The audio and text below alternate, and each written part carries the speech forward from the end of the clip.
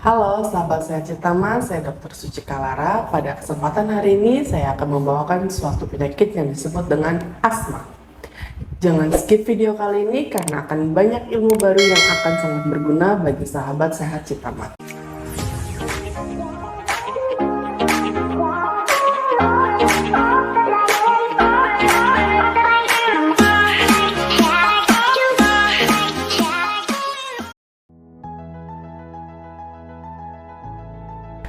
Pertama, asma adalah salah satu masalah paru-paru yang membuat pengidapnya kesulitan bernapas akibat peradangan dan penyempitan pada saluran pernapasan. Tak hanya kesulitan bernapas, asma juga menyebabkan gejala lain seperti mengi, batuk-batuk, dan nyeri dada. Saluran pernapasan pada pengidap asma lebih sensitif dibandingkan dengan orang lain tanpa asma. Ketika paru-paru teriritasi akibat zat pemicu seperti asap, rokok, debu, bulu binatang, dan lain-lain, maka otot-otot saluran pernapasan pada pengidapnya menjadi kaku dan menyempit.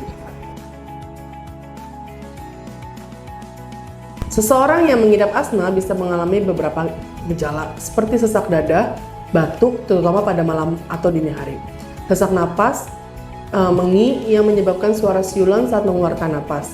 Pola gejala pada setiap pengidap asma pun bisa berbeda-beda. Meski begitu, pola gejala yang paling umum yaitu datang dan pergi seiring waktu dalam hari yang sama. Mulai atau memburuk dengan infeksi virus seperti pilek dipicu dengan olahraga, alergi, udara dingin, atau hiperventilasi karena tertawa atau menangis. Bakteri yang berasal dari debu sering menjadi pemicu utama penyakit asma.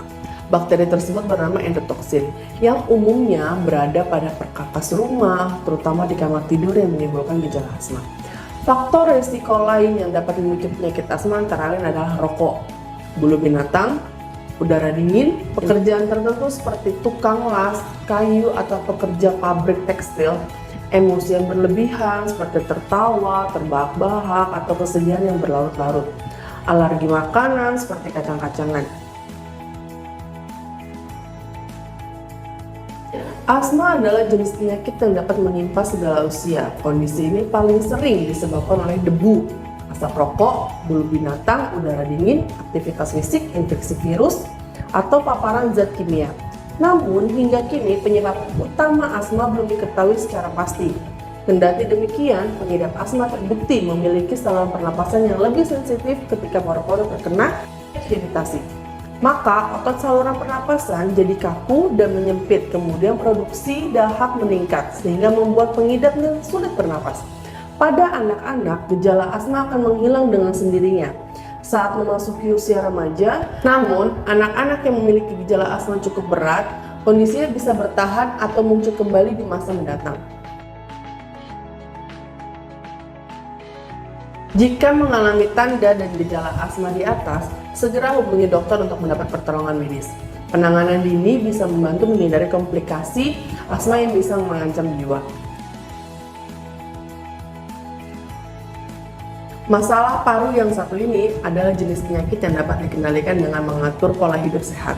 Selain itu, sebaiknya perhatikan beberapa hal berikut: mengenali dan menghindari pemicu asma, mengikuti anjuran rencana penanganan asma dari dokter, melakukan langkah pengobatan yang tepat dengan mengenali penyebab serangan asma, menggunakan obat-obatan asma yang telah dianjurkan oleh dokter secara teratur, memonitor kondisi saluran napas. Perlu diperhatikan, penggunaan inhaler justru berisiko meningkatkan reaksi asma. Oleh karena itu, penting untuk mendiskusikannya dengan dokter supaya rencana penanganan asma disesuaikan dengan kebutuhan. Vaksinasi flu dan pneumonia juga disarankan untuk pengidap asma untuk mencegah komplikasi berbahaya yang berkaitan dengan pernapasan. Jika ada sahabat yang ingin ditanyakan, bisa tulis di kolom komentar di bawah ini atau bisa langsung datang ke klinik Citama. Semoga apa yang saya sampaikan bisa dimengerti dan berguna bagi sahabat sehat Citama. Salam sehat dari saya, Dr. Suci dari klinik Citama.